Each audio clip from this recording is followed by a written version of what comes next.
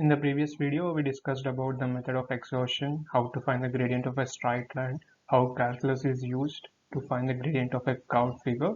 So in this video, we will discuss more about the ways of representing a function with some example. So before discussing the different ways in which we can represent a function, first let's go through again what is a function.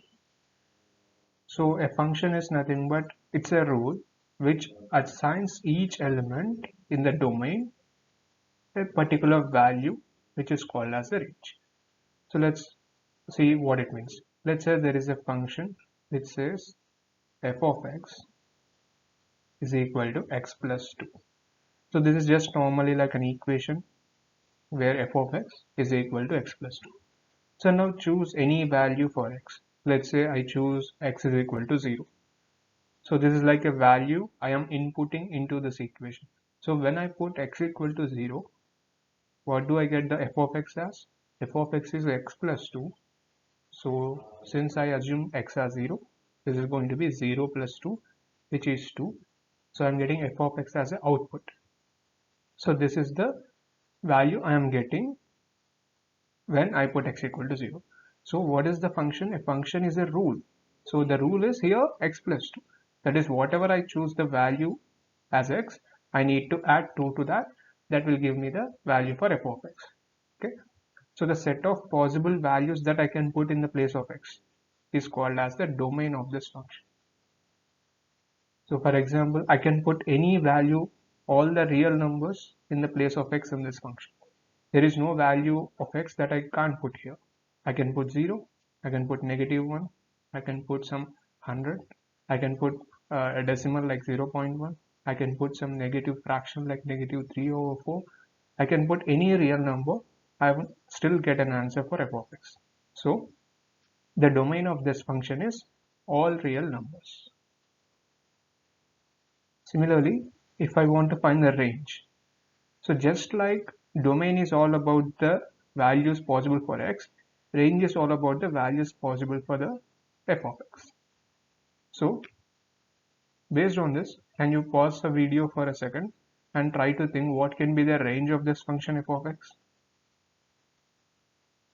So since f of x is equal to x plus 2 and x can be any value, that is all the real numbers, even f of x can also have all the possible real numbers as its value.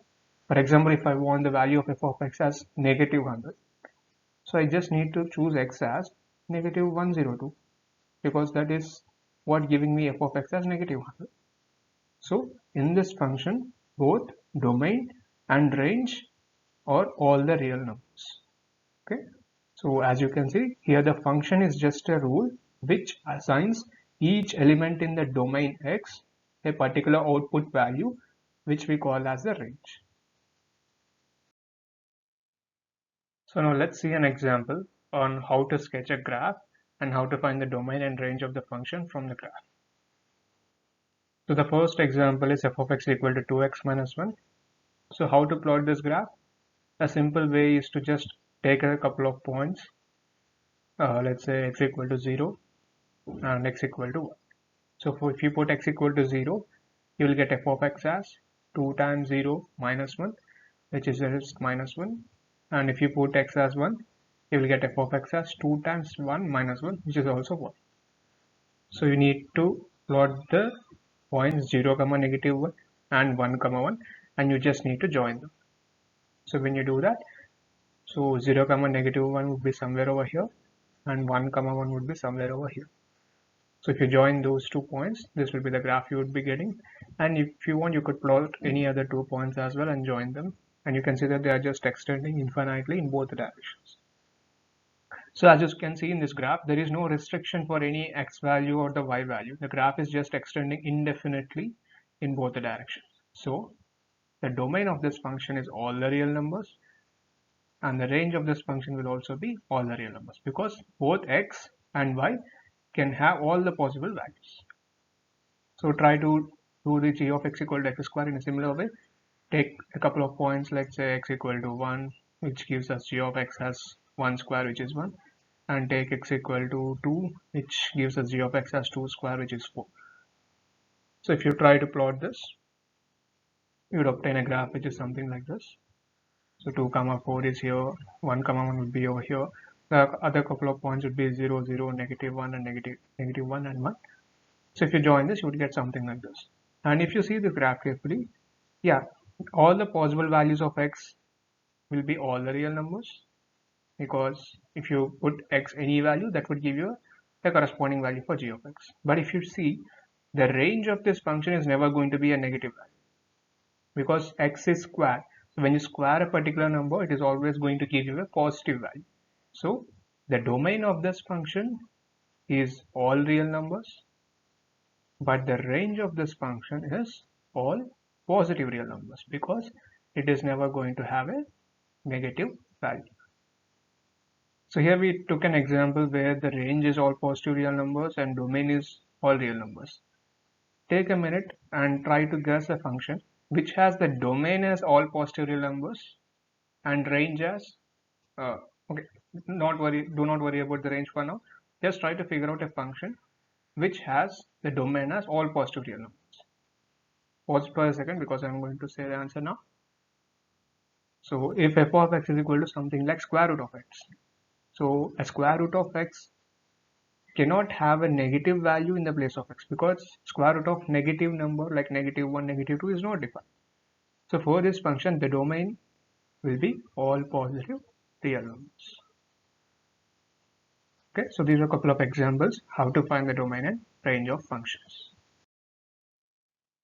So now let's move on to the next subtopic, which is the different ways in which we can represent a function. So as you can see here, there are 4 possible ways in which we can represent a function.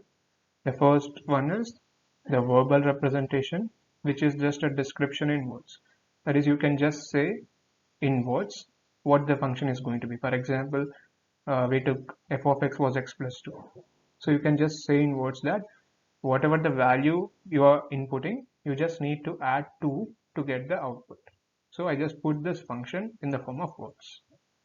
The second way of representing a function is numerically, by putting a table of values. So instead of writing this equation, I can just say that when x is 0, then f of x is going to be 2. When x is 1, f of x is going to be 3. When x is 10, f of x is going to be 12. So I can just represent this function numerically with a series of values. So that is how we represent the function numerically. And then the third way is, we already discussed this, using a graph. So if you plot the graph of y is equal to x plus 2, it is just going to be like this, because whatever the value of x is, you just need to add 2 and plot that as a y. So that will be the graphical representation for this function x plus 2. And now if you take the last one, algebraic representation, by using an explicit formula or an equation, this is what that is.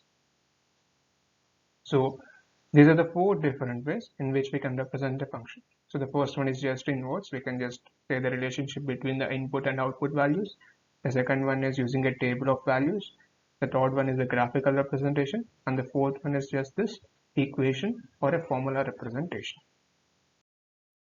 So far we discussed how to represent the function in different ways. So here I am giving you a question where I am representing the function in words, and I want you to figure out how to represent this function in equation terms. So I will read out the question for you. There is a rectangular open container which has a volume of 10 meter cube, and the condition given is the length of this rectangular tank at the base is twice its width. So that's the first condition given for you, and the cost to base is $10 per square meter, and for the cost of the sides it's just $6 per square meter. So you need to find the cost of the materials as a function of the width of the base. Okay, you might be wondering, you don't know the length and the height, but based on the given information that length is twice the width and the volume is 10 meter cube, you can convert everything in terms of the width of the base and express the cost of the materials as its function. So let me know in the comments what would be the answer for this question. So a couple more questions for you based on our discussion.